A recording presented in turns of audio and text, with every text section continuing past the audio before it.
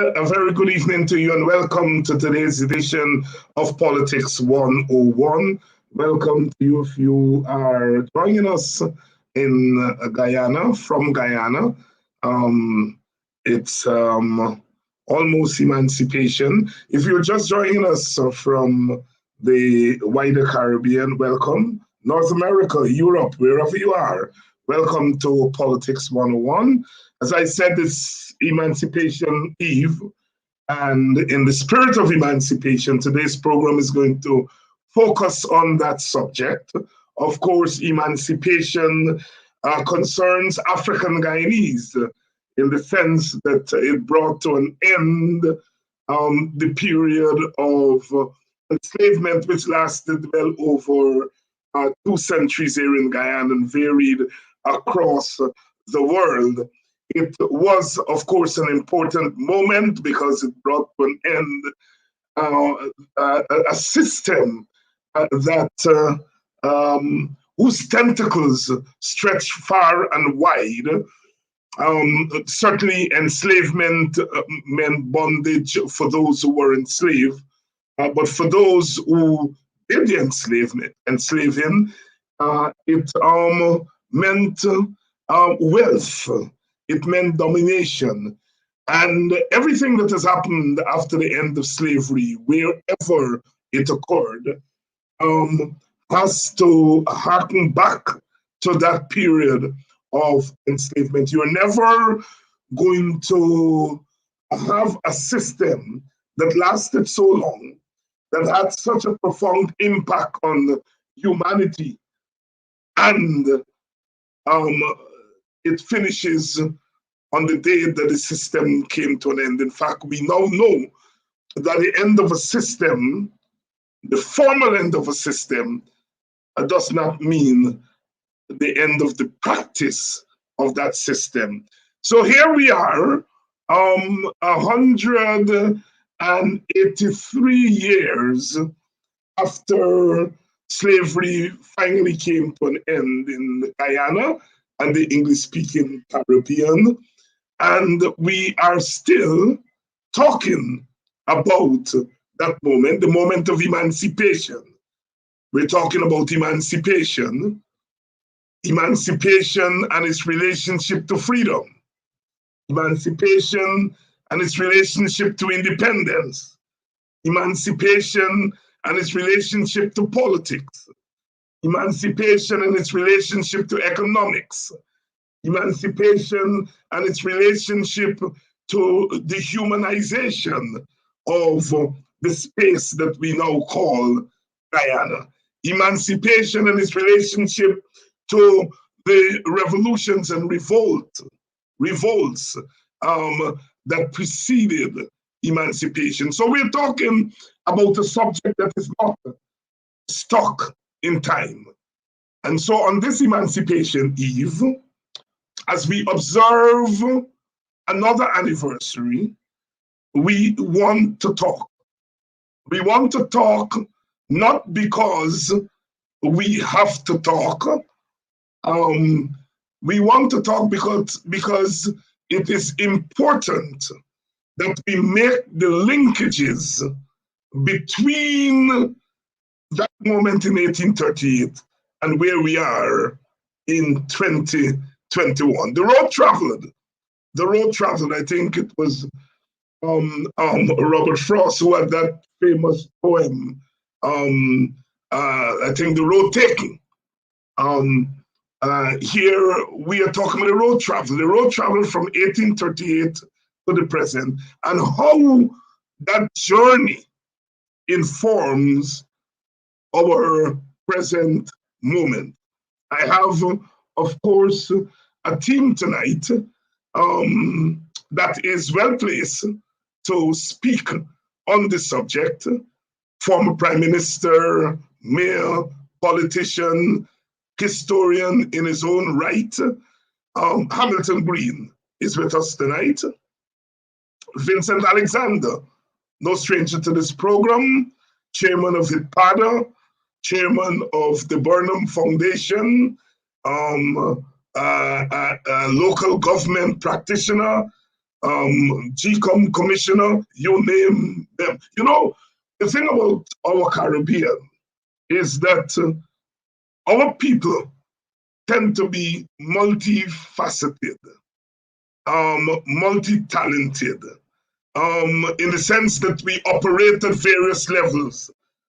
And my students always ask me, Dr. Hines, why a political scientist, a black political scientist, or a black psychologist, or a black scientist is also very much versed in jazz, not just jazz as music, but jazz as theory, jazz as practice, jazz as culture.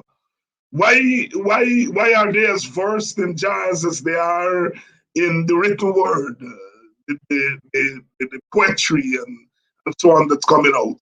And I often tell them that if you exist in the state that we exist as a black people, you're forced to be multifaceted because the struggle against oppression itself has to be handled from at various levels and from various directions.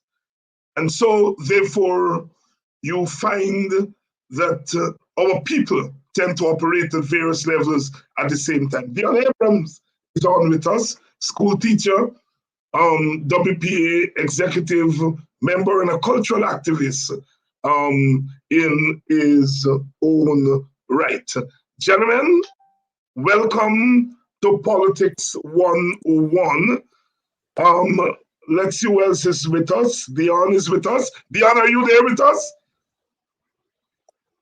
We're going to start with you, Dion. Ready? The young man. Okay. Yes. I'm no longer young. But I'm... Well, you're young among this group. Yes, Dion. Why in 2021 are we still discussing emancipation?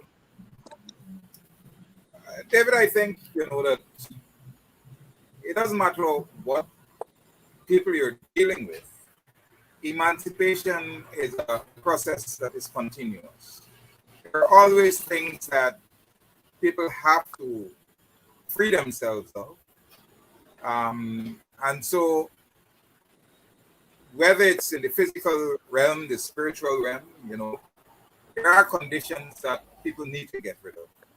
But in particular, our condition is something that we have to continue to speak about because from 1838 to now, there are still too many things in our lives as a people that make us believe that that process that they call emancipation is incomplete.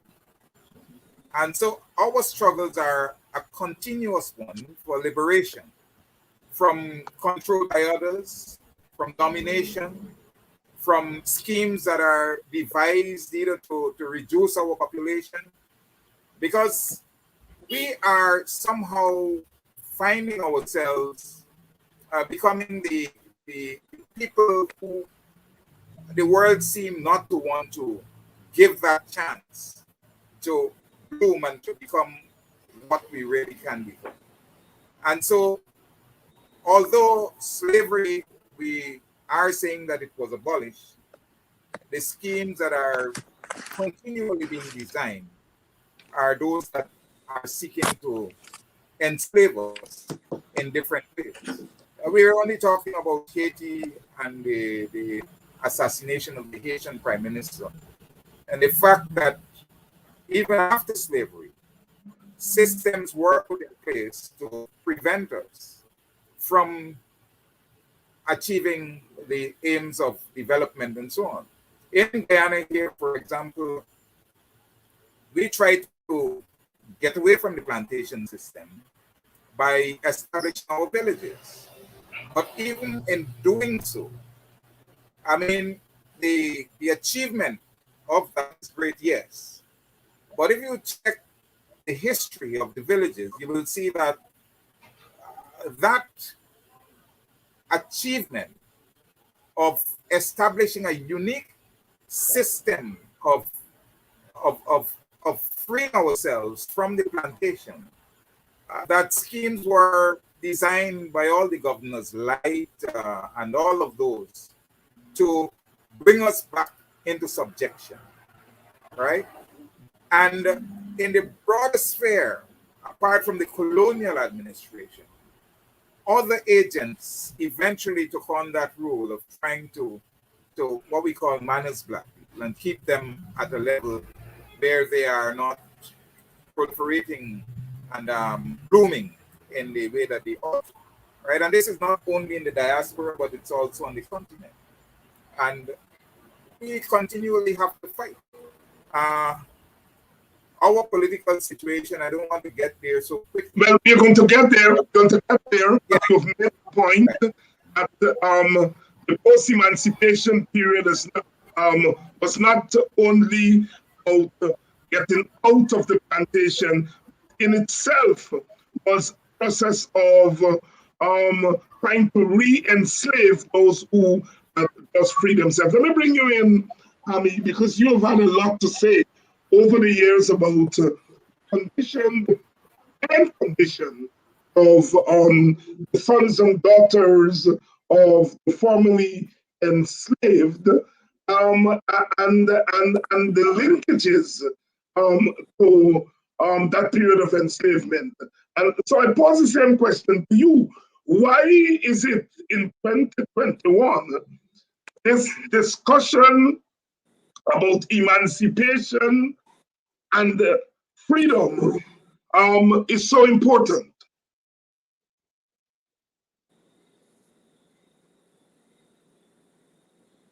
Hamid? Hello? Yes. I think at this stage, we can spend little time dwelling upon the horrors of slavery and the fact that over centuries, over generations, we have been the victims of a very not so subtle brainwashing, and other people are now buying into it. And this is the challenge. We've got to meet on programs like this and others to identify our mission and our task, and to ensure that we fulfill that mission and we do not betray our children and our children's children. This itself is a monumental task. And if you look around Guyana today, only this week, there is evidence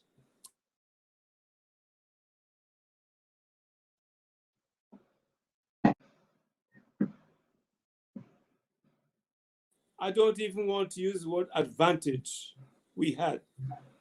And let me give an example to make the point. During the week, and I've put a letter in the Starbuck News, the Honorable Minister of Home Affairs met with a group of security officers and said to them they must seek ethnic balance in the security forces. A vulgarity and abomination and absurdity.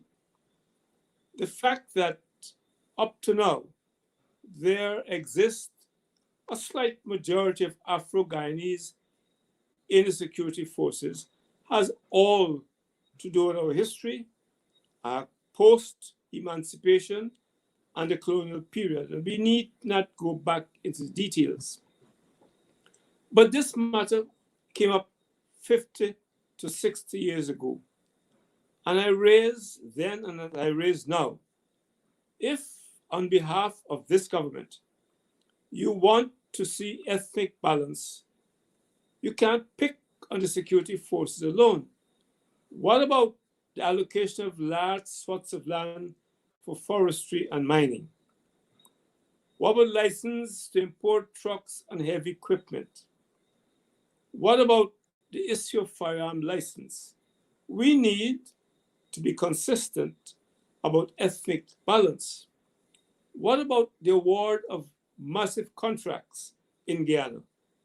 You cannot pick in an area where traditionally, and this has nothing to do with the Afro-Guyanese as such, It is our history. A government minister should tell security people we should seek ethnic balance, ignoring the imbalances that exist. This suggests to us, my dear friend David, there's a lot of work to be done.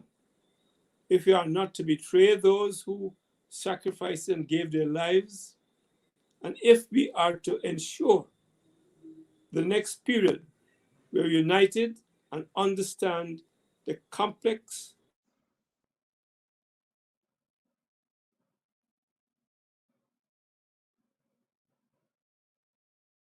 We seem to be having some difficulty there with Hammy. Vincent, come in. I the same question to you. Why is it important 183 years after emancipation to still be talking about some of the issues that were raised immediately after emancipation? Thank you very much, David. I would say that emancipation was the commencement of a process. It may have marked the end of formal slavery, but it really marked the commencement of the march to freedom, so to speak. A term used earlier, I think, by Dion, it marked the commencement of the struggle for liberation. And the extent to which we have not yet achieved that is the extent to which we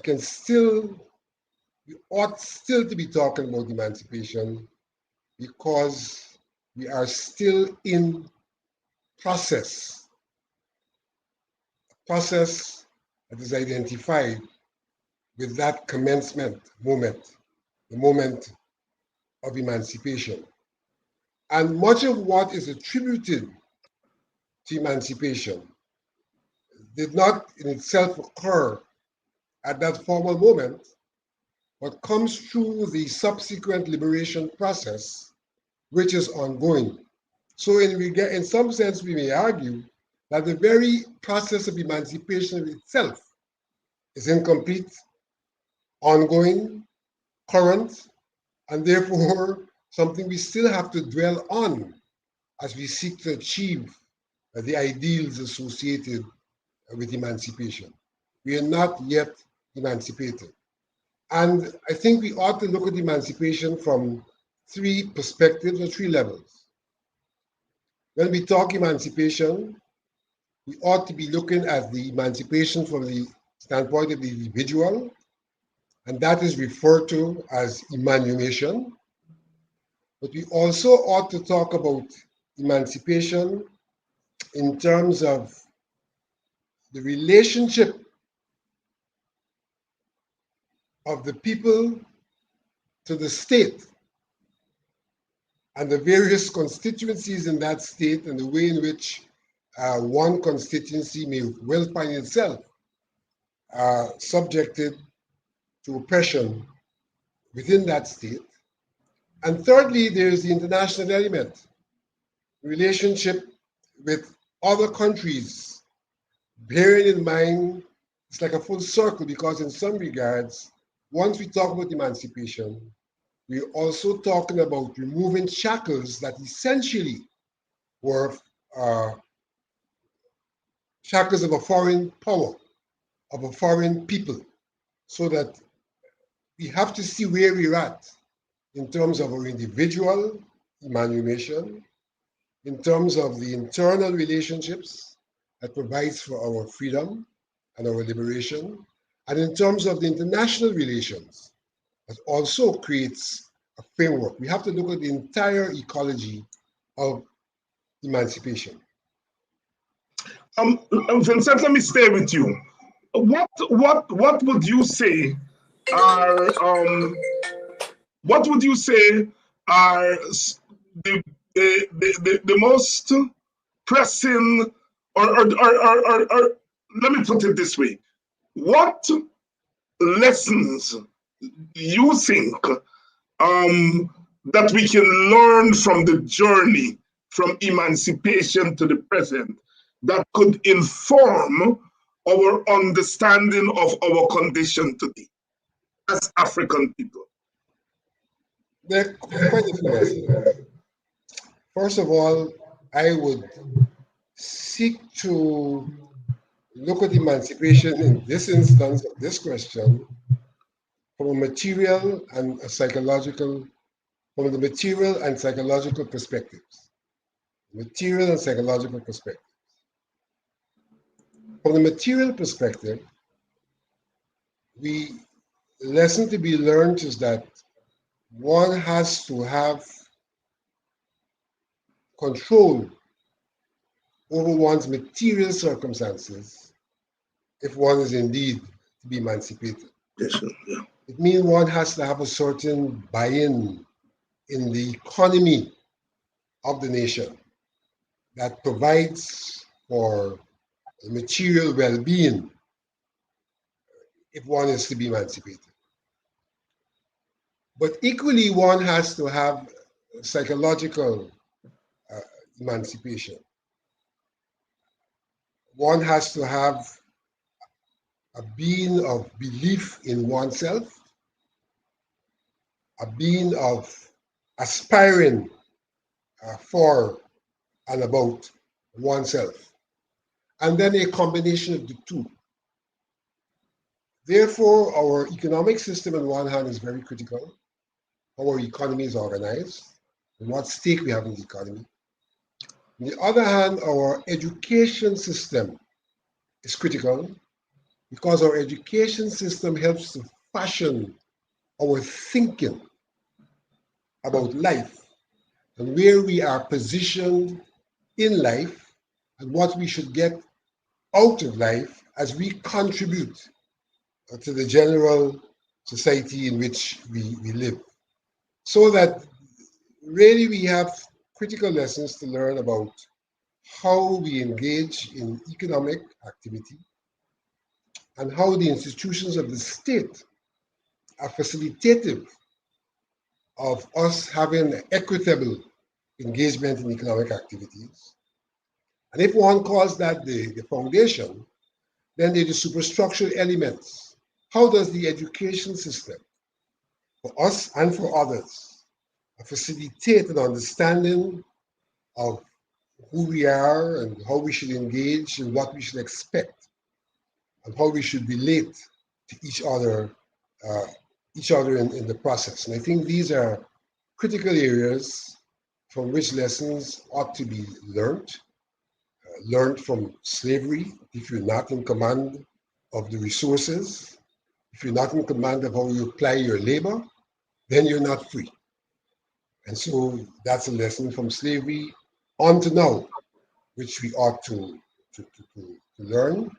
And as I said, we're learning these lessons both in terms of our individual, our state, vis-a-vis the international community.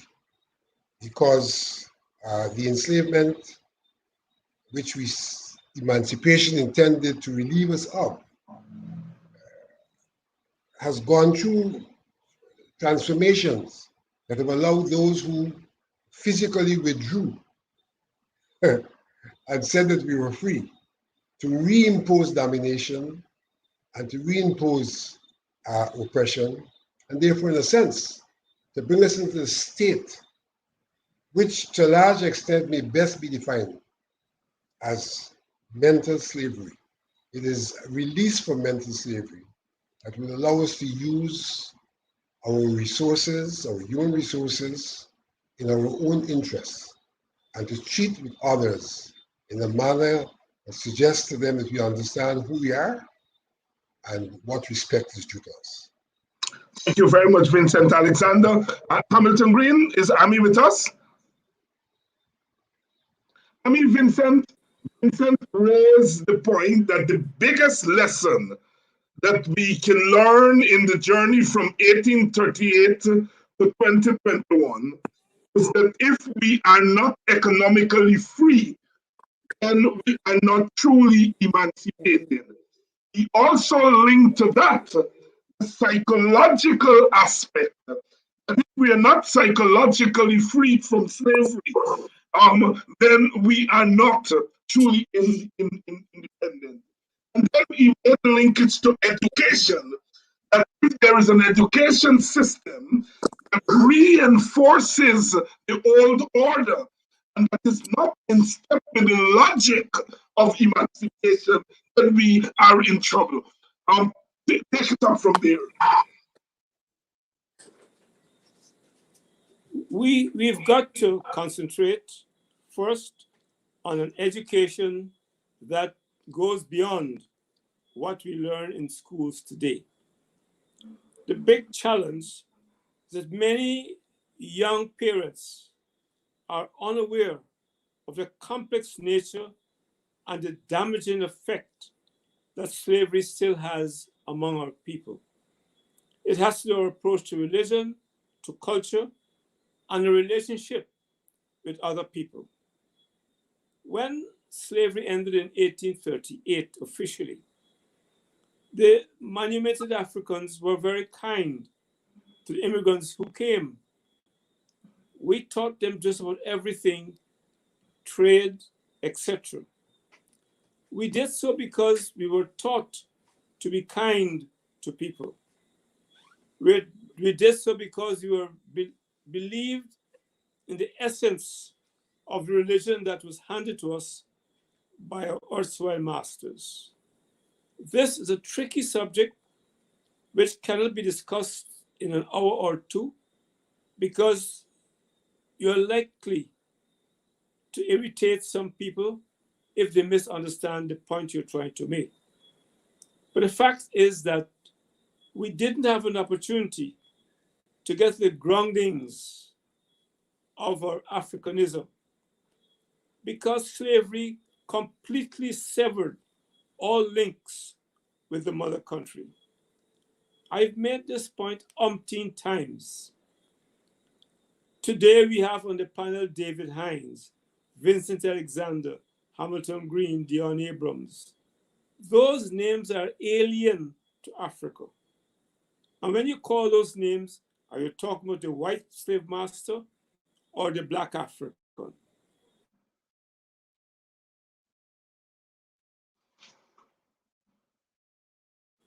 We know who we're talking about. At least they have an identity.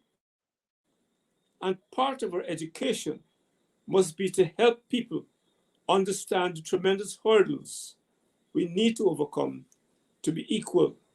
Yes, economics are very important, but the psychological aspect, I believe, is more important. Because if you handle that, economics will come in its wake. We were taught by our erstwhile masters, store not up your treasures on earth. This attitude is still with us, even as you go into rural areas. And the fact that we were punished by this erstwhile slave masters to be self-sufficient is something we must.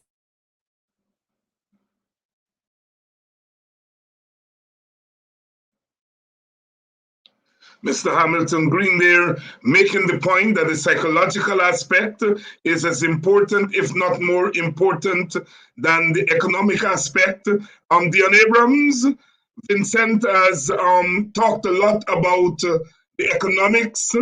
Hamilton Green has stressed the psychological. What for you is the most important lesson we can learn in this journey from 1838 to 2021 to inform our present condition?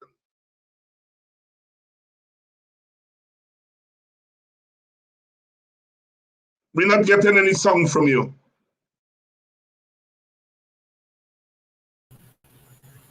Sorry about that. I'm saying that as a person involved in education, I think both Vincent and Hami have touched on critical areas that we need to deal with if we're going to focus on emancipation. We cannot run away from the economic side of things, neither can we run away from the psychological side of things. In both those processes, education is a key factor. In my dealing with young Black children in the education system, I often am confronted when I try to talk about being African and our Africanness by a rejection of their own being. Some of them telling you blankly that they're Guyanese, they're not Africans, and that they have somehow a negative perception of Africa and what Africa represents and what an African represents. It tells us that this whole idea that Hami talked about the messing of the mind, is a critical thing to our people, and it shows how deep, how ingrained within our psyche has been this teaching that has moved us away from understanding and appreciating our own being. And it tells me that the process of acculturation that would have taken place through slavery is one that continues even to this day. And we see it not only in the education system. Presently in America, there is a big fight for the teaching of African studies in schools. Even in Guyana here, the Prodigy, which Vincent is heading, and the Pan-African movement and all of these, the reparations committee are pushing for a different kind of education in our schools, because the minds of our people have been so messed with that we really don't understand who we are. And unless we get to that position where we have a view of ourselves that is different from what people have given us about ourselves, then we are going to continue to see ourselves as less, as meaningless, as ones who cannot rise above the conditions that face us without the help of others.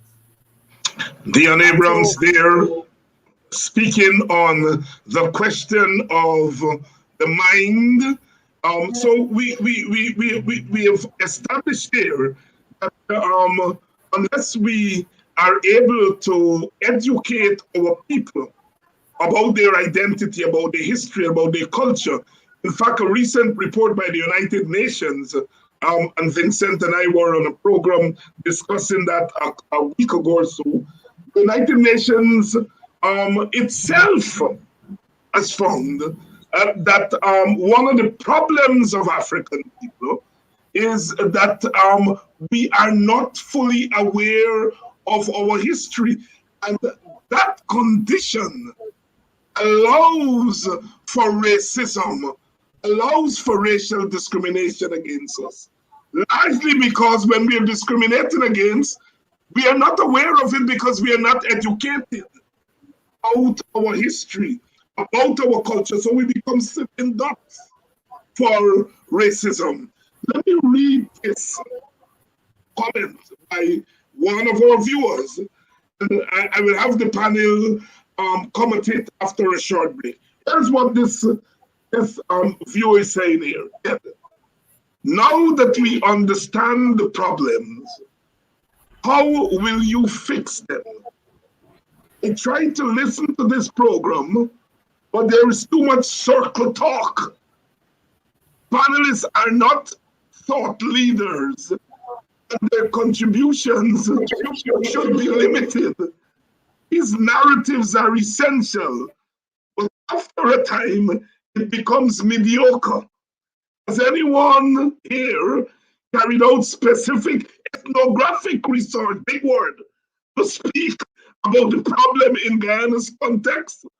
For example, 90% of all Guyanese only have a high school education, while 2% have bachelor's and master's. I read that comment because I think it is partly reflective of some of the issues that you guys have raised here in this first part of the program. We'll take a short break, play some PSAs, and then we'll come back for your reactions to that comment.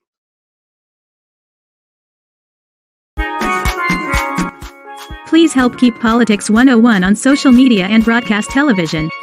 If you are in North America, please donate via Cash App or PayPal. If you are in Guyana and the Caribbean and don't have access to Cash App and PayPal, email your pledge to dhines6106@aol.com and we will direct you how to get your donation to us. Thank you in advance for your donation.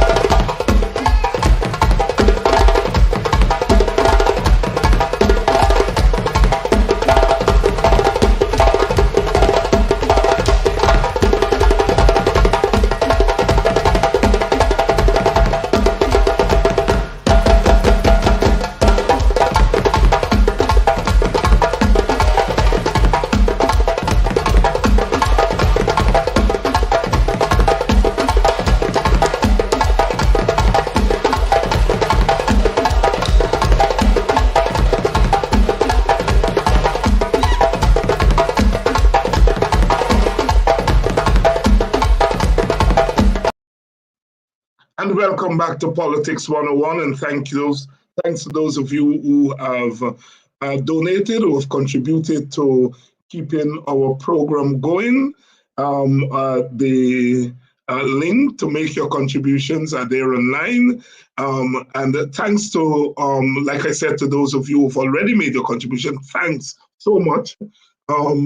And to those of you who have not got around to doing so, we still have time. It's emancipation time. It's a good time to make your contribution, your emancipation gift to keeping Politics 101 online. Thanks to CAMS TV for allowing us this platform to broadcast this program, which is also rebroadcasted on HBTV Channel 9 on Guyana. So we're on two platforms. We're on the online platform and we are on the broadcast TV platform to be seen in Guyana. We are also on YouTube. So we're on three platforms. And of course, like I said, we want to keep expanding so that those who are not here online can be able to see the program on broadcast TV or to see the program on YouTube. And we're asking you to help us to realize that and to keep it going. Thanks in advance. To the viewers, I'm seeing in my frame here, Donette, Joseph, Dennis October from my village, Desiree Simmons, who is a faithful soldier, always there, keeping us company. Deborah, Sion, Albert, Olatumbi, thank you all so much. In fact, I can't call all the names, but every now and again, when you're in my frame, I'm going to hail you guys up. My trooper, Denise Booker. I don't have to tell you where she's from. It's my trooper. Thank you all so much for keeping us alive and happy emancipation as you join us, please contribute. But let's come back to the panel. Um, uh, Before I took the break, I read that comment. Let me start with you, Vincent. Take the first shot at it. What is what does that comment tell us, Vincent? In responding to that quotation, I want to go back initially to an answer given by Hamid, where he said that the psychological is the more important. The fact of the matter is that thought processes and thoughts and ideas are critical to action. They inform action. And therefore, in that regard, I do agree with him that where we are psychologically will lend to the kind of action required that will then impact the economy, which is where eventually we have to make the fundamental change. So I want to make that point. When one speaks about, in that frame about education, you could see where we have difficulties. For example, right now, our emphasis is on STEM, science, technology, engineering, and mathematics. We have left out arts, which is the one most related to thought processes, idea formation, all of which influences science, technology, engineering, and mathematics. So that our education system, by stressing that what we're concerned about is STEM and not STEAM, excluding arts, in fact, is not imbuing us that innovative and creative mind that impacts everything else, including all that there is in STEM. And so we have to ask ourselves serious questions about an education system, which seems to be focusing on largely certification rather than really unlocking our mental potential.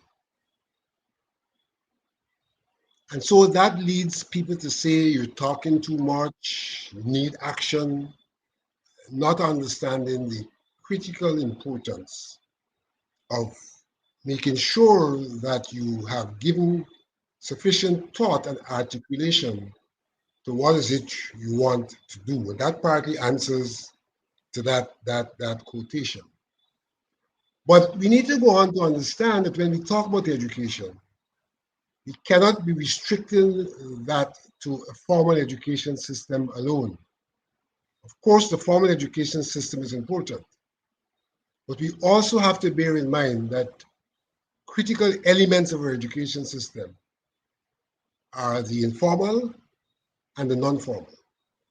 At the level of the non-formal, we ourselves, without seeking certification, have to be in the business of knowledge sharing, which is not about how qualified you are, but it's about how knowledgeable you are, and thus making it possible for you to apply the knowledge in real life. And the informal education, our very interactions among ourselves. What is it that interests us most? What do we talk about? The things we talk about, are there things that will impact our lives positively? So we have to see education from that perspective as well. Ensuring then that education becomes something that can be applied in actualization of what is it we're looking for.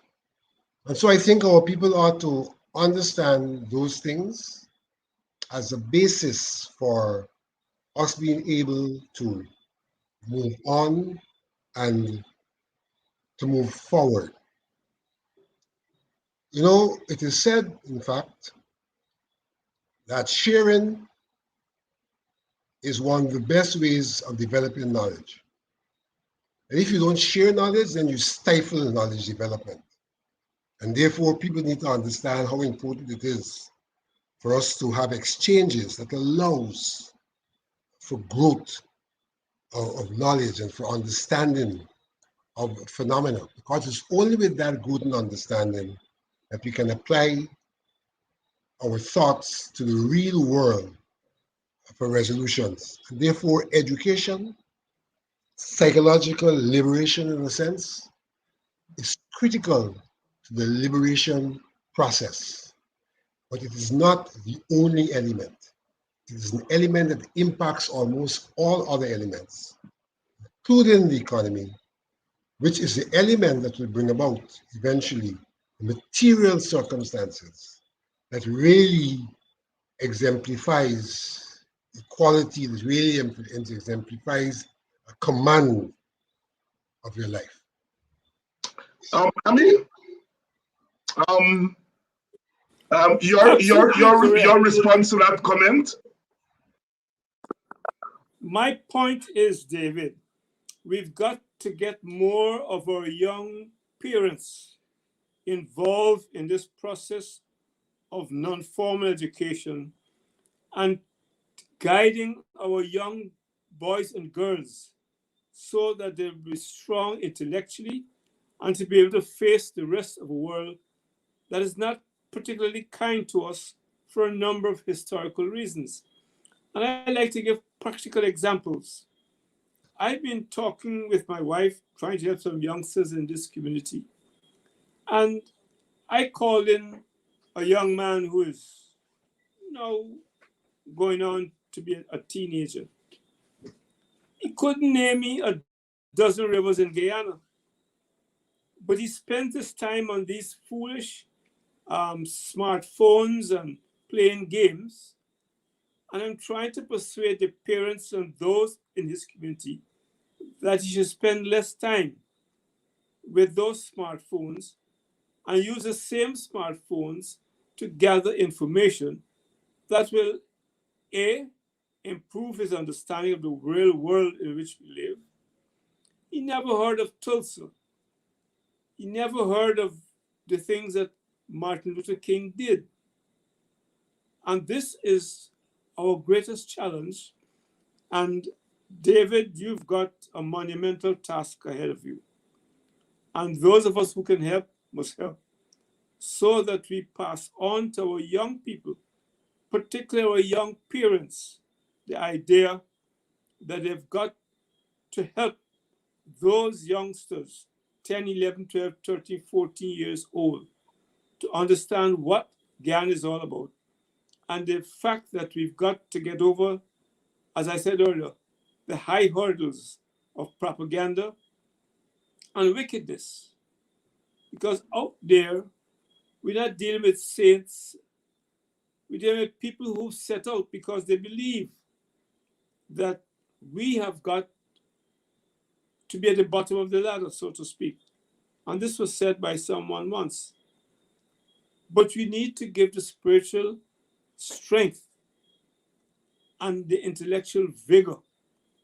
It's a long road ahead, but those of us who know better must accept the challenge and in little ways do what we can. Get our Afrocentric teachers to devote free of charge a few hours every day to help young men and women with the potential. This is what I urge us to do, because talk alone is not sufficient. We've got to deal with the betrayal that has been part of us for many, many generations. And don't believe that the imperial master is asleep. He's not asleep. And they're working very hard, particularly with the resources available to us in Guyana. They are prepared to be complicit with those who are prepared to, by corrupt deals and means, to advance their cause. And even though we must have the highest regard for diplomatic community, understand that that belief that existed 100 odd years ago is still with them, that somehow the slaves must be at the bottom of the ladder. We've got to eradicate that. It's a long haul, but I think we can do it, particularly with those of us who are in the hustings and can make a difference. Hamilton Green, former Prime Minister, Mayor of Georgetown, longtime political activist, but also a cultural activist, always concerned about the condition of the Black person, the condition of the African Guyanese. Dion Abrams, your take on that comment that I read a while ago. David, there are many sides to what they call the person who made that comment is trying to tell us. But I think it has to be taken within the context, and I'm going to get to that point. Because we have made a point, we're beating down on the youngsters for what they're doing in terms of the smartphone and all of these things. But we have to understand that this is part of a global process that seeks to capture the minds of our young people and to have them continue in a process of not knowing themselves. Yeah, but Dion, Hammy was not beating down on them for the smartphone. What he was saying is use the smartphone to gather positive information. And because the smartphone is there to stay, you're right. But what he has been done is what they're using it for, not for the use of the smartphone. I'll put that in there. Yeah. Well, what I'm saying, David, the capture of the minds of the youngsters, it takes a process that is going to lead them to that. We have to understand the nature of our young people, and a lot of what is coming out is directly focused on training their minds in particular ways. I was looking at one commentator in terms of the music industry, the film industry, even the development of the Black film industry with Spike Lee and the other Madea guy and all of these things.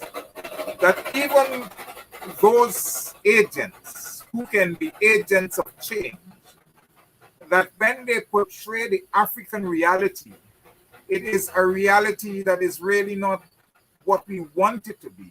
It conforms to the teachings that had been inculcated in them and reinforces stereotypes that we really don't want.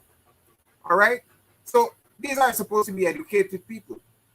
It therefore means that when we're dealing with youngsters, we have to treat with them in a particular way. We have to begin the process of educating them in ways that will make them understand a different reality. But to my mind, the writer of that comment was looking for a response to dealing with the problems that we face. And I take it, to mean that a revolutionary approach has to be, because we are being so beaten down in so many ways. And every time we talk about resistance, we seem to fall back upon this Martin Luther King, Mahatma Gandhi kind of approach to liberating ourselves. But the others who are taking advantage of us are not thinking in that way. They are using whatever means, whatever brutish means, to have us subjected to their designs. And so my take is that we have to use a different approach. And we have to believe in ourselves that if it means that a revolution that doesn't think about peace and who is hurt and so on, Because at the end of the day, when you factor in what happens to us, the collateral damage from those processes, from the massacres and all of these things, when we preach peace and they kill us and they wipe us out on the streets, when we gain a little and we feel comfortable that we have achieved, when you look back, millions of us have died. And the process really doesn't go far from where it would have been. So Sure. we got Well, as a follower and believer in Dr. King, I have to say Dr. King's philosophy was very revolutionary. He brought about one of the greatest revolutions of our time, the Civil Rights Revolution, which gave African Americans the Civil Rights Act, the Voting Rights Act. You might disagree with his method, but he brought about a revolution. Malcolm X said, by any means necessary, he didn't say by one means, by any means, what is necessary at the time. But I take the point that revolution. Now, I want to deal with what the caller said, because the writer seems to be saying, we must not talk. This is what Vincent and Ami was saying. We have to plan. If you're making a revolution, you got to plan for the revolution. You got to sit down and talk. It is Paroyan, a classic calypso that I'm going to play just now. You know, he said many times I wanted to run, but the English slave master standing there with the gun. Oh, I know you're going to shoot to kill. So I stay and I pray, but I'm planning still. You see, we have to utilize all the possibilities before us. I want to say good night to Sherry Rowe. Sherry, good night. I went to a cookout and I encountered Sherry and some ladies there on the East Bank, and into talking because they recognize me, and they call me to book. And it was nice chatting with them and hearing their concerns about our country. So Sherry, I want to recognize you. Here's Wilford. Sister Hazel is in the audience. Sister Hazel should have been on the panel tonight, but she had some technical difficulties. But we do recognize Sister Hazel in the audience. Precious Mineral, good night. You're always here, recognizing you. We're going to take a musical break. The Singer Francisco, the Calypso King of the World, with the classic, I Am a Slave.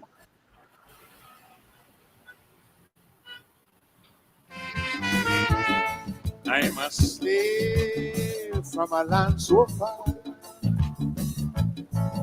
I was caught and I was brought here from Africa.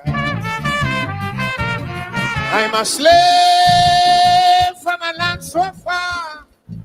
I was caught and I was brought here from Africa. Well, it was lips like fire from the white slave master every day. I down on my knees, weeks and weeks before we crossed the seas to reach in the West Indies. And then they make me work. Yes, I said I work. And I work. Good Lord, no pay. I toil hard each day. I'm dying. I'm crying, my darling.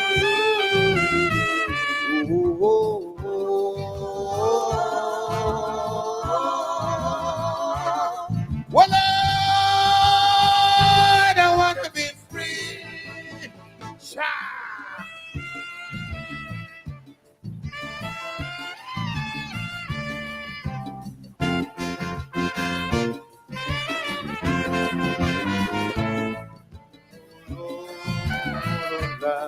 say.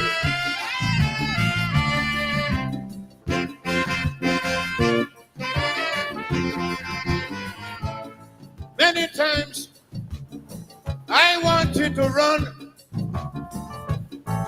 but the English slave master standing there with the gun, the gun, the gun. Oh, I know he gonna shoot to kill. So I stay and I pray, but I'm planning still. Yes, I study night and day how to break away. I got to make a brilliant escape. But every time I think about the whip and them dogs, my body that start to shake. He make me work. Yes, I work. I said I work. Yes, I work. Oh Lord, don't pay. I toil hard each day. I'm dying.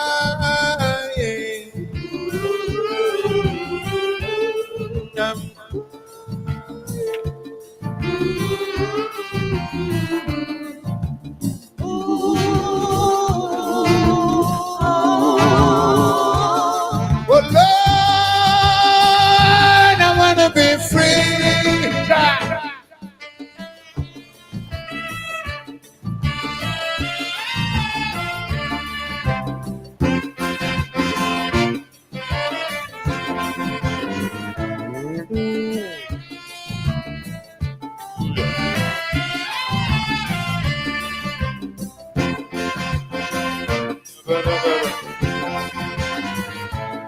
In my heart, there was much to say, and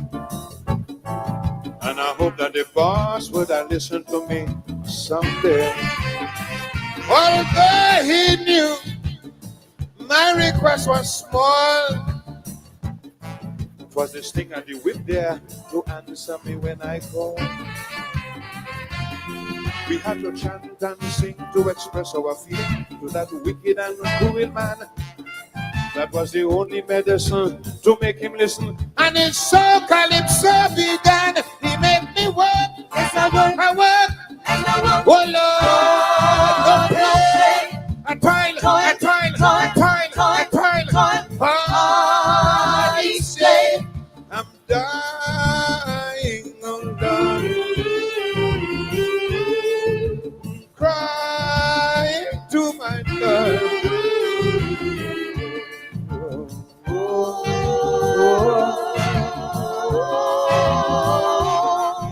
Well, Lord, I want to be free, my God.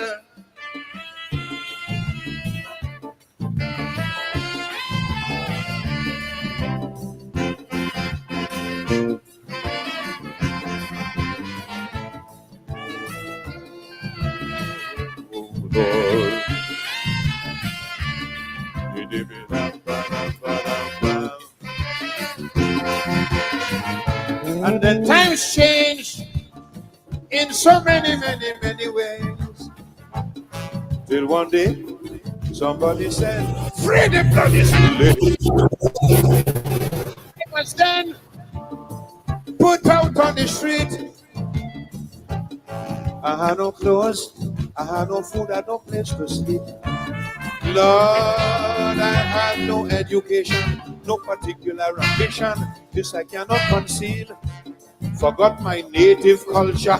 I live like a vulture. From the white man I had to steal because he made me work. Yes, I work. I work. Yes, I work. Oh Lord, no pay. I toil. Hard each day. I'm dying.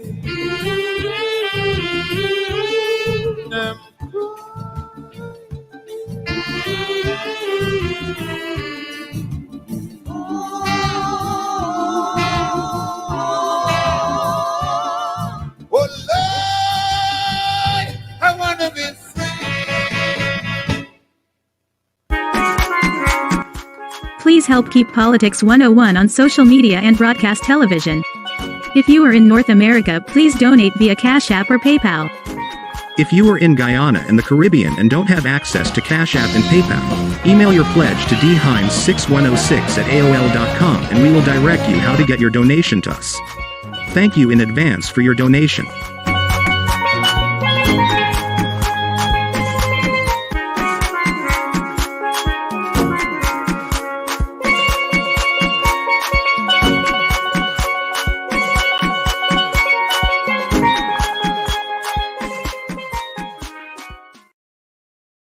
And welcome back to Politics 101. The words there of the mighty Sparrow, Slinger Francisco, just turned 86 this past month. And the classic I'm a Slave.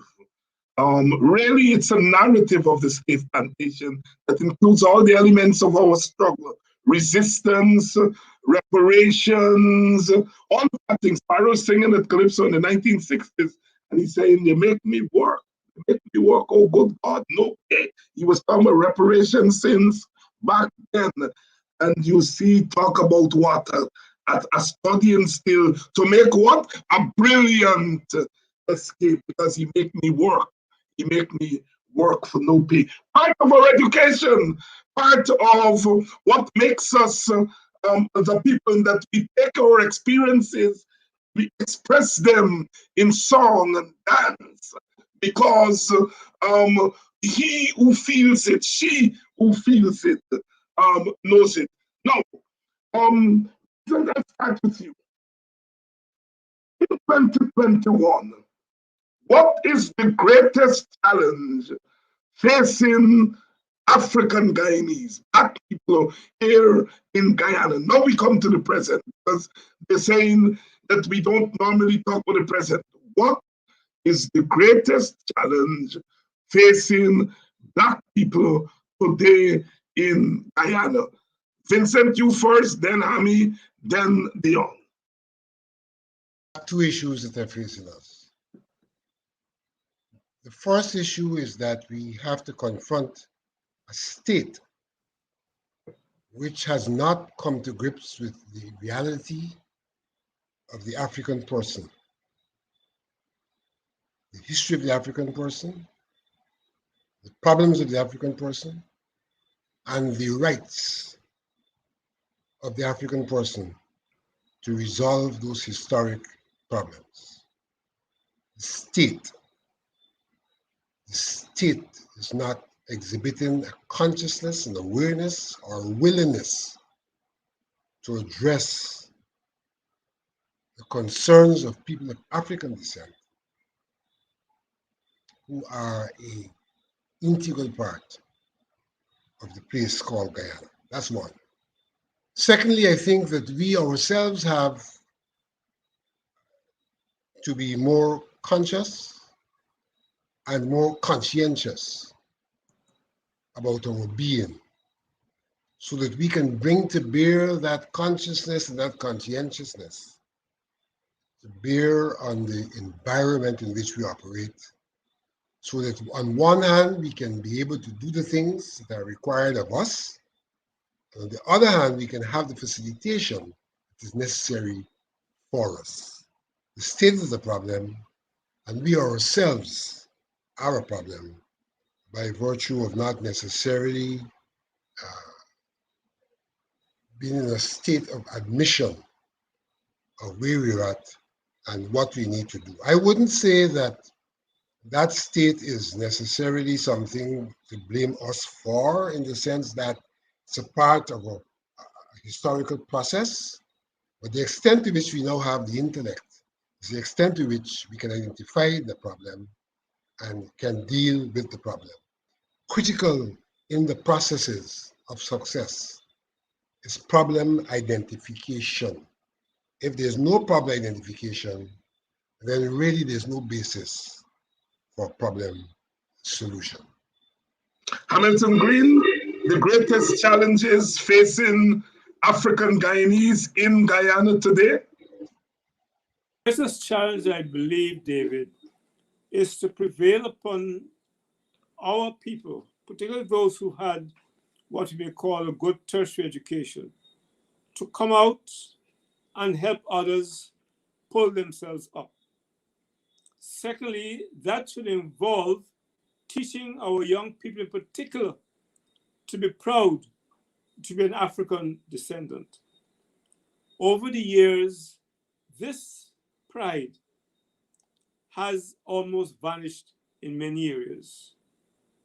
And young men can be persuaded by the powers that be to do all sorts of things. We saw it earlier when young men were used to kill others, the Black Clothes Gang. These are serious issues. We see it if you look at experts in the Bible, where some have been persuaded to give up their birthright for a mess of pottage. And I like to give examples from my own personal experience. I was speaking to a group of young men in their early 20s, and I was shocked when I was trying to talk to them about education, our history, what Black Power meant, and don't listen to those who criticize us when we talk about Black Lives Matter. He said, all we want is some dollars. Now we've got to overcome that condition. It can be overcome with your programs, getting our teachers and those who know better not to be in a comfort zone that they've got a profession, but to come down and help.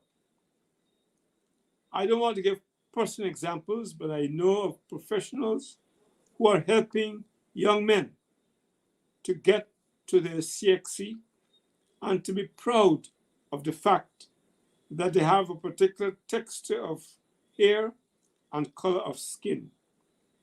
Remember, we're dealing with years of brainwashing, beginning even before slavery ended, where we had a situation in Guyana and other parts of the world. If you're white, you're all right. If you're brown, stick around. If you're Black, stay back. These are not slogans. These exist in the recesses of the minds of too many of our young people. We've got to change that. And I ask all of us involved to continue the effort. It may seem difficult, it may seem challenging. The young men who said that all they want is money, I've engaged them again to see if I can persuade them that if that is the case, those who hold the money bags will again be in control of their lives and most of all, the thinking. So David, it's a monumental task, but I think even though there are not enough of us, we should not give up. And off this program, I'll ask you to call me so you can discuss some modalities by giving me your US and your Ghana numbers, because I want to help. My wife wants to help. I know people who are willing to help. But it's not easy. You're dealing with generations of brainwashing and very clever propaganda by the other people. And now that oil is in the making, it makes it urgent that we not be consumed by the mighty dollar and schemes which are intended to keep us as third-class citizens. A scheme which, if you look at the media, it is well in place already. Dion Abrams, the greatest challenges facing African Guyanese in Guyana today. David, there's one word for it, and it's racism. And that racism is predicated by the quest for domination. We cannot, hide from that fact. We have a government today that is overtly racist and that is seeking every means to dominate and to control not only the people of Guyana, the African people, the East Indians, and so on, but also to control the resources of the state and to distribute it in a way that excludes the African Guyanese from that. They are also seeking to dominate the political sphere of the country, and the scheme to rid GCOM of these, what they are terming miscreants and deviants and so on, is all part of a plan to entrench themselves in a way that will allow them to be politically dominant for the rest of the century here in Guyana. I spoke with Trevor Ben, who is now heading the Public Service Credit Union, and I asked him a question. I said, man, once you began to advertise that you are giving loans at 6% and so on to public service workers, to buy cars and to build houses, didn't you believe that those in the echelons of the state and in the financial sectors would have come after you?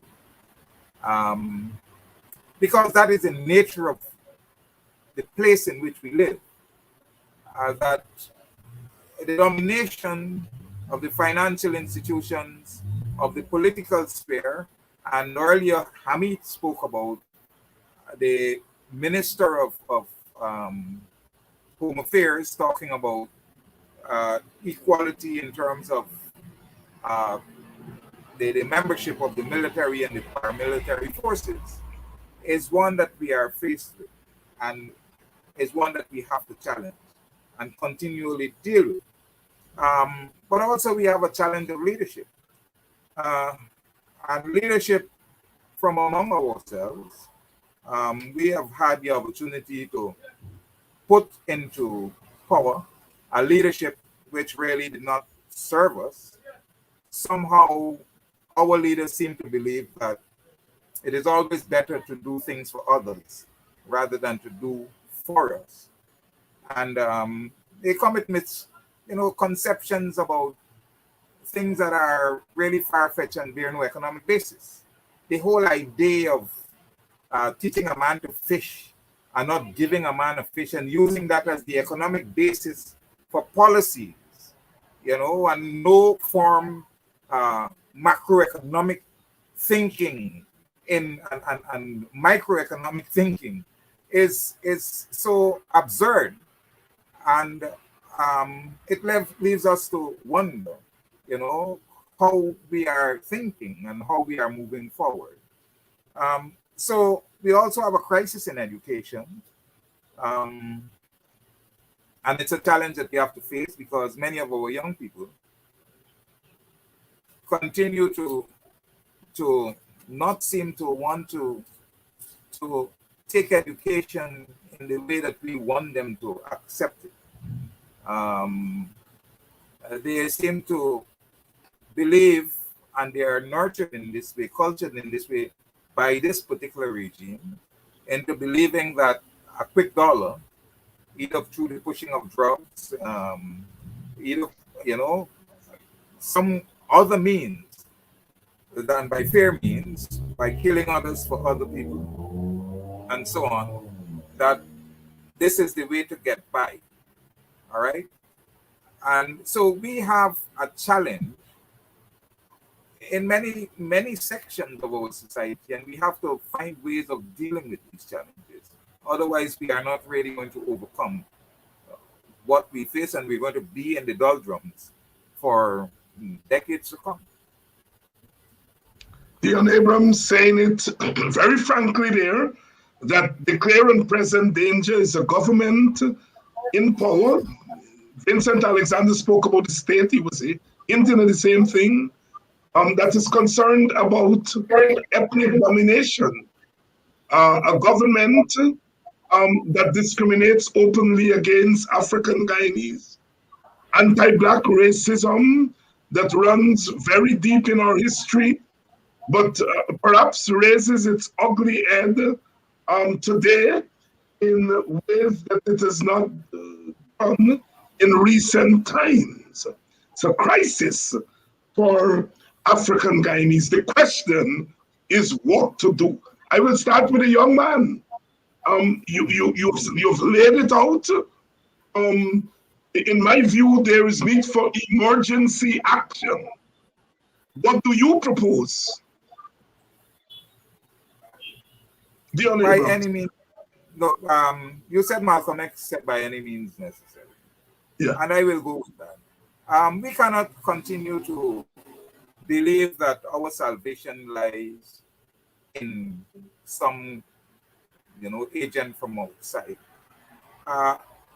The belief before the elections was that because we have a clean government, we have a government that is not designated a criminal cabal and a criminal state, that the Americans are going to be on our side and all of these things.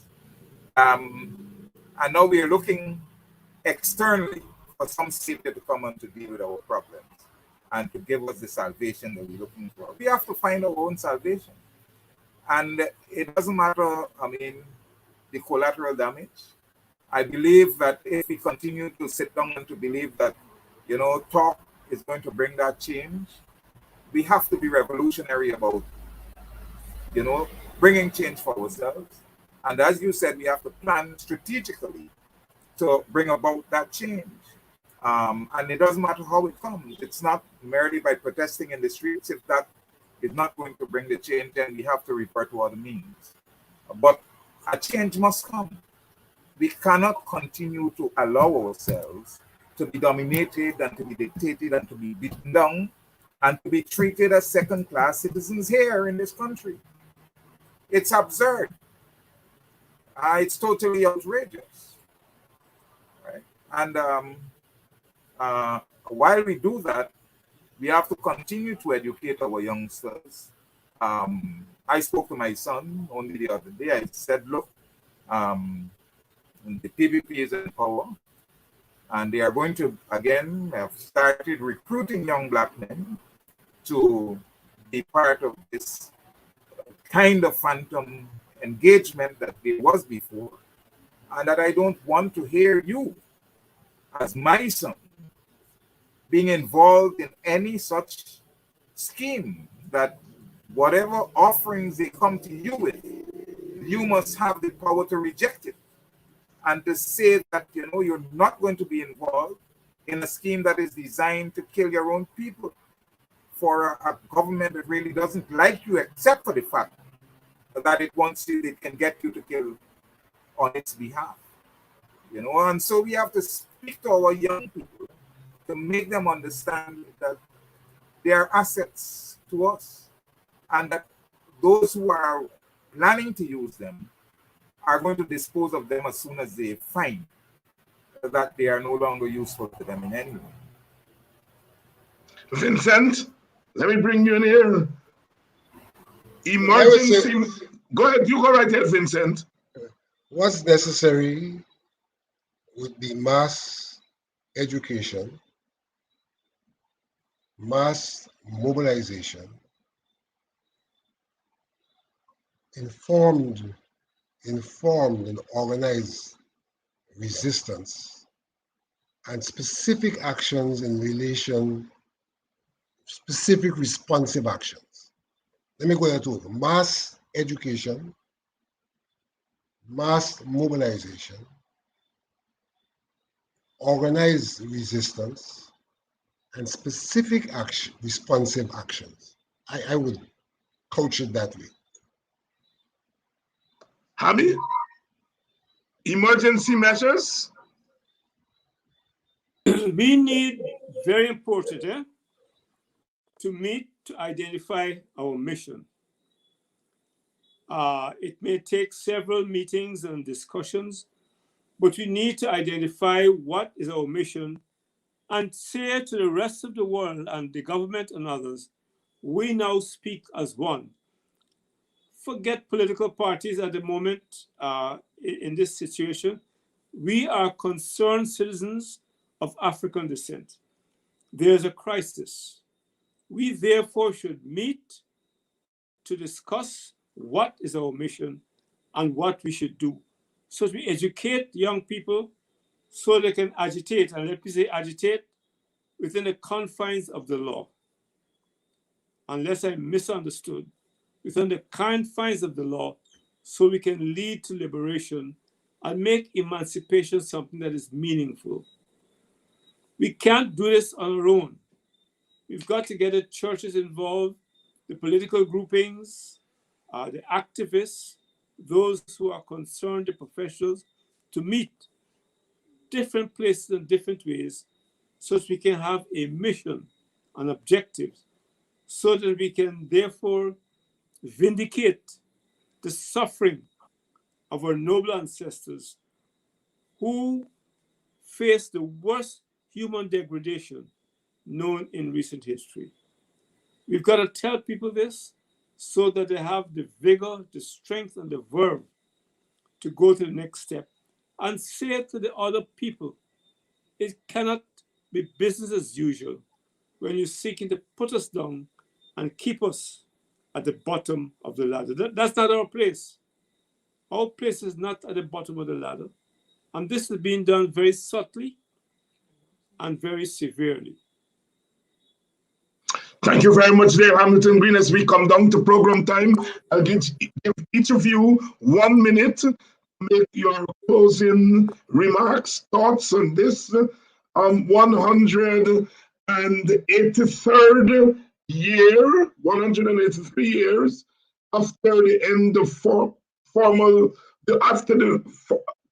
after the formal end of enslavement in Guyana and the wider Anglophone Caribbean.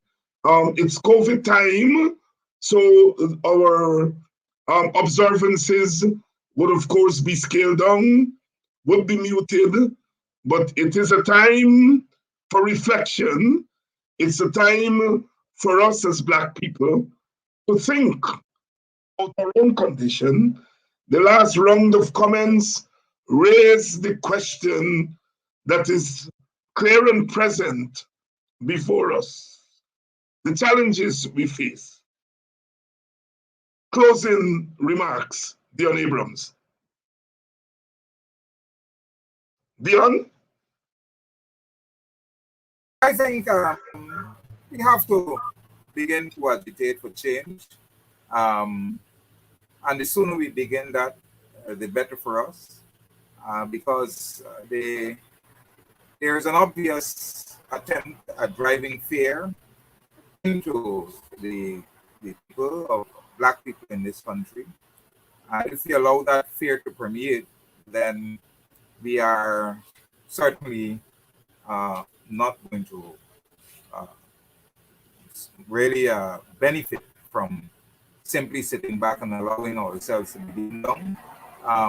We also have to resolve our issues of leadership, and we need, you see, one of our problems that we've had over the past 5 years is that young people who have potential for leadership, the moment that they demonstrated an independence to speak and to chart a course that might be different from those presumed leaders, that they're beaten down and isolated and pushed in a corner. I'm asking those people to come forward, not allow yourselves to be pushed back, but begin to speak and be independent, and let's form a movement that is going to bring the change that really we desire in this country. Vincent, your closing remarks? I think that this emancipation should be used as a moment for personal introspection, familial introspection, community introspection, and national introspection. At all of those levels, we should be introspecting, seeing where we came from, where we're at, and on the basis of that projection, what we ought to be doing and where we ought to be going. And it should be done at the various levels: individual level, familial level, the community level, and the national level. therefore calls upon our institutions to facilitate that kind of activity. As individuals, we are on our own. But the family is an institution, our communities are institutions, and we have national institutions, and they should all be used at this moment, in this month, for the purpose of introspection and projecting a way forward. Hamilton Green, you have the last word. We've got to learn the utility and the usefulness, and I say the urgency, to be organized. If we organize, the disrespect, which is now obvious, will vanish. If we organize, people will respect us. If we organize, people know that we're serious. And because of our history of slavery and emancipation, we must not be shy if people tell us we're racist. We're not racist. We're seeking to do what is our God-given right, to preserve and protect the work, sacrifice of our noble ancestors. We've got to get this message across very quickly and very urgently. Organize, organize, organize. And that organization must transcend the churches, political parties. It is an organization that must come out of a need to demand respect from other people. They all came and met us here. And we must remember that. And remember that even as I made that remark, the old imperial position remains.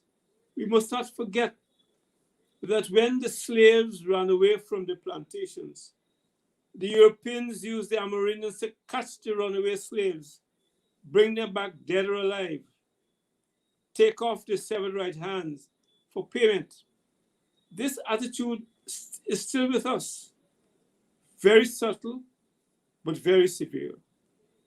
My watchword is, let us be organized.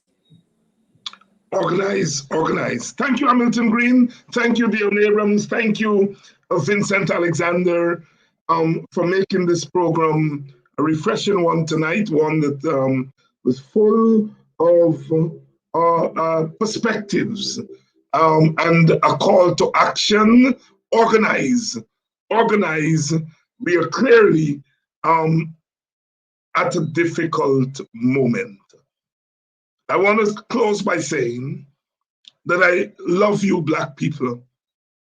I love you, African people. We don't say that enough. Can't love people of other ethnicities if I don't love my own people. And that love takes into consideration that we all have sinned and come short. We make mistakes. Black people, we make mistakes. All people make mistakes. But at the end of the day, self-love is the motivator. I join my co-panelists tonight to say, organize, so that when we come next year to talk about emancipation, we must not just be complaining. We must be saying that we did something within the last year to turn back the viciousness that is being unleashed on us. Bob Marley said, some say it's just a part of it. We got to fulfill this book. But only we can take care of our problems. Only we can take care of it. Nobody's going to do it for us. The political party comes to us for votes. The political party is not necessarily about Black liberation. It's only Black people organizing themselves as Black people will bring about our liberation. We have fought too hard in this country to free ourselves and in the process free other people. Because when other people came, they came not as slaves because we wiped slavery from the face of Guyana in a formal way. We belong to Guyana. We have to enjoy like others what Guyana has to offer. I don't care who is in the government. I've got to get my share now. What's mine? That's my brother Jimmy Cliff. The harder they come, the harder they fall. Nobody go run me from this land. Me papa must nyam, me mama must nyam, me picnic must nyam. Brother Short from Antigua. I'm quoting these singers because I think they express how we feel. And for the next year, we must invoke Jimmy Cliff. The harder they come, the harder they fall.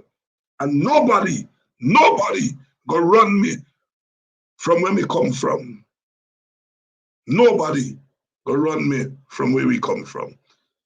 Happy Emancipation. Celebrate some celebration. Reflect some reflection. But commit yourself to join in this struggle. Commit yourself to join in this struggle. Because it ain't gonna be easy. Because we're dealing with people who understand nothing else but resistance. They're not gonna talk to us. They're not gonna reason with us. They're not gonna willingly give us what we deserve and what is rightfully ours. You gotta take it. You gotta take it. The young man, Dion Abrams, said, by any means necessary. We gotta take it. We gotta organize. We gotta mobilize. We got to struggle. We don't want to dominate nobody. I don't believe in black domination. What I do believe in is black dignity and equitable distribution of the cultural, political, and economic resources of Guyana. Are we this own too? Are we on too? So go forth, enjoy, bring some Marby and Swank. If there is conky, partake of it. Go to church on Sunday. It's the 1st of August. Pray to your God and pray to your ancestors. Because they're both important. God and the ancestors, they got us where we are. And then, when the drums are finished playing on Emancipation Day, the drummers will have to beat a different beat. And that is the beat of struggle. Onward we go to the next year of struggle. Organize, organize, organize. Join something. Participate in something. You don't have to always come to front. Some of we gonna stay in front, but we want to all behind we. Have phalanx behind us to give us the backup that we want. You all got to know how to struggle. You all got to know how to support. Not everyone wants their name out there, but everyone can and must contribute to this struggle. And on this program, we're going to play a part. This program is a program of struggle, organization, liberation, and fight. Fight. Fight with all our might. All right? Emancipation.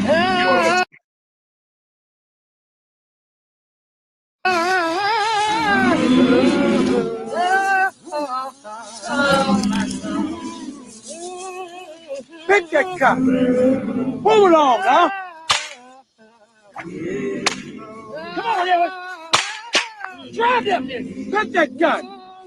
Move along, huh? Yeah, what you doing, boy? Come on. 240 for Bob. Sun gon' set here. Sun down the mountain. Sun gon' set here. Sun down the mountain. Sun gon' set here.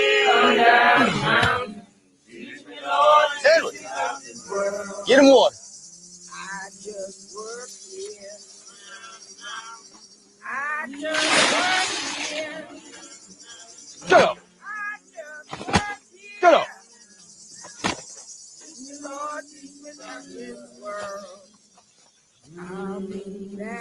Nigga, get up.